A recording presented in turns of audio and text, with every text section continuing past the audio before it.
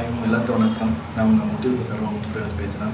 ஜனநாயகன் படம் நடிகர் விஜய் அவர்களோட மணிக்கும் நம் தமிழ்நாடு முதலமைச்சர் விஜய் அவர்களுடைய ஜனநாயகன் படம் இன்னும் கொஞ்ச நாள் ரிலீஸ் ஆக போகுது. ஸோ சென்சார் சர்டிஃபிகேட் கொடுத்துட்டாங்க. ஜூலை 28 டேட்டு சொல்லியிருந்தாங்க. ஸோ என்ன பண்ண ஜூலை 28. ஸோ விஜயோடைய கடைசி படம். முதலமைச்சராக இனிமேல் நடிக்க வர மாட்டார். ஸோ நம் முதலமைச்சர் விஜய் கடைசி படம் ஜனநாயகன் படம் ஆல்ரெடி லீக் ஆகிக்கிறத 1 கோடி பேர் மேலே பார்த்துட்டாங்க இந்த படத்தை. ஸோ இதனால் இந்த படத்தை இது பண்ண மாட்டாங்க. ஆனால் அதே மீறி ரசிகர்கள் பார்ப்பாங்க. ஸோ இதை நம்ம எப்படின்னு இல்லை, அவர் ரசிகர்கள் தாவைக்க தொண்டர்கள் சொல்லணும், 2 ஒன்று தான். ஸோ ஜனநாயகன் படம் விஜய் கடைசி படம் என்பதால் அதுக்கு வரவேற்புகள் அதிகமாக இருக்கும். நம் தமிழ்நாடு முதலமைச்சர் விஜய் இந்த ஜனநாயகன் படம் நல்லா வெற்றி அடையட்டும்னு நம்ம வேண்டிக்கணும்.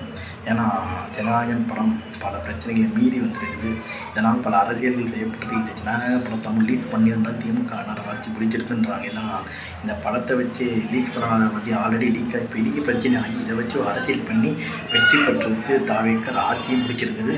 ஸோ இந்த ஜனநாயகன் படம் நல்ல ஒரு படம் அப்படின்னு சொல்லி என் வாழ்த்துக்கள் சொல்லி என் வீடியோ முடிச்சுக்கிறேன். பயப்படுறேன்.